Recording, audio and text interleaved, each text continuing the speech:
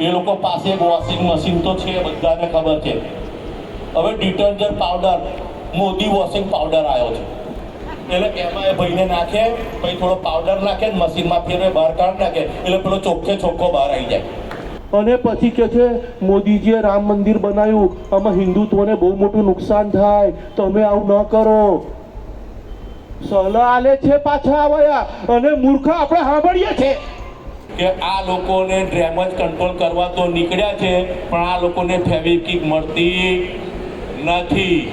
In the midst of the ongoing Kshatriya community protest in Gujarat over controversial remarks by Union Minister Parshottam Rupala, Kshatriya leaders are rallying citizens to take action and vote with awareness.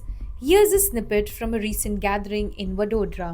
તો તમે ગુજરાતની પ્રજાને ન્યાય આપો. આ બધાને નરસી આવ્યો, આ ખોરો છે આવ્યો, આ ચારિત્ર્યહીન છે, એના દરેક સિટીમાં જઈને રેકોર્ડ જોઈ લો તમે. અને ભાજપના કાર્યકરોને એક એકના છાતી હાથ મુકાઈને પૂછો રૂપડો કેવો. અમે તો તમને હાચાવા કીધું ભાઈ, અને પછી કે માફ કરી દો, તમે તો બહુ ઉદાસ છો. અલા ભાઈ, માફ કર્યો એટલે આપણો બિંદાસ બહાર ફરે છે, પણ કાયદાકીય બે જોગવાઈ હોય કોઈ બી. તમે ને મેં અત્યારે કોઈ કાર લઈને ઠોકાઈ જઈએ ને તો જજ નક્કી કે ચલ ભાઈ તું પહેલો ગુનો છે, તારી સજા માફ, પણ 3000 રૂપિયા દંડ ભરી દે. આ છે ને ભાઈ કાયદાકીય જોગવાઈ છે ને.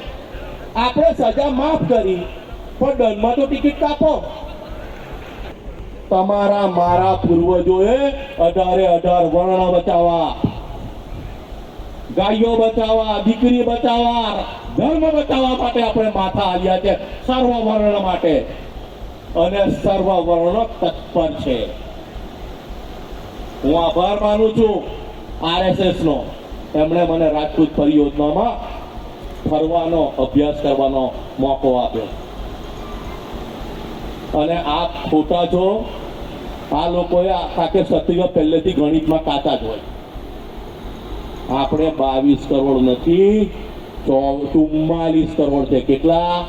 એટલે પહેલા ક્ષત્રિય તૂટ્યો તો હિન્દુ તૂટ્યો, અને હિન્દુ તૂટ્યો તો દેશ તૂટ્યો. એટલે આપણને સૌથી પહેલા ક્ષત્રિયોને તોડી નાખ્યા. ઘણો મોટો વર્ગ આપણો OBC SC ST માં સમાયેલો છે. આદિવાસીઓ, મહારાણા પ્રતાપને તમે ને હું ને આપણા પૂર્વજ કામ નથી લાગ્યા, મારા આદિવાસી ભાઈઓ કામ લાગ્યા છે.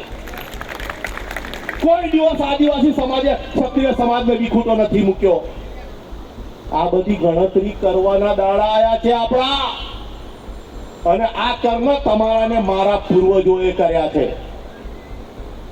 બહુ બપોરે ગરમી લાગે. અલા 7 તારીખ નજીક આવી ગઈ, આમાં ગરમી ભગાડો, પેલાઓની ગરમી કાઢવાની છે આપણે.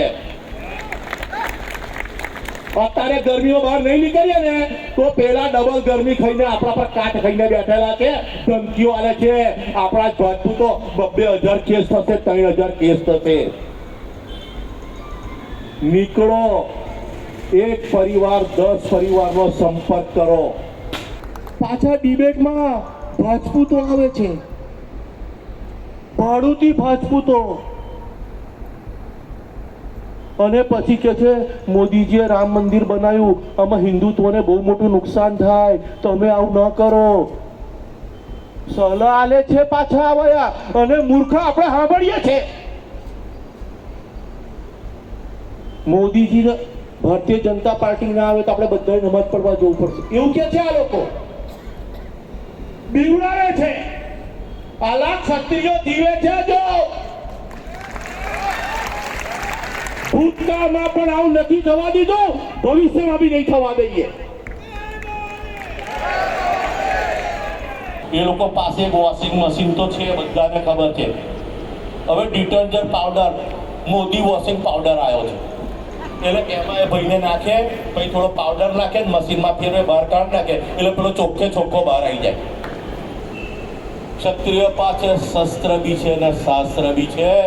સંકલન સમિતિએ આપણને આદેશ કર્યો છે, એટલે આપણે શાસ્ત્ર પ્રમાણે ચાલીએ છીએ.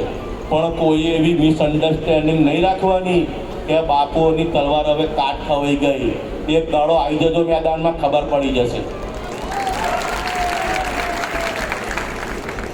અને મારી બહેનોને હું ખાસ કહેવા માંગુ છું, બાઓને, કે બાપુઓને ઘેર હેરાન કરો. મને તો મારું બહેરું રોજ હેરાન કરે ભાઈ. હું થયું રૂપલાનું. આ બા તમે જો સુરાતન ચડાવશો ને તો જ બાપુઓ બહાર નીકળશે, બાકી આ બધાને ગરમી લાગવાની છે. ગરમી બહુ વધે છે. એટલે કાલથી આપણા વિસ્તારો, શહેરમાં રહેનારાઓ, આજુબાજુના વિસ્તારોનો સંપર્ક ચાલુ કરો. દરેક જણ આપણી સાથે જોડાવા તત્પર છે. માટે આજથી પ્રતિજ્ઞા કરી લેવાની છે કે આ લોકોને ડેમેજ કંટ્રોલ કરવા તો નીકળ્યા છે, પણ આ લોકોને ફેવિક્વિક મળતી નથી.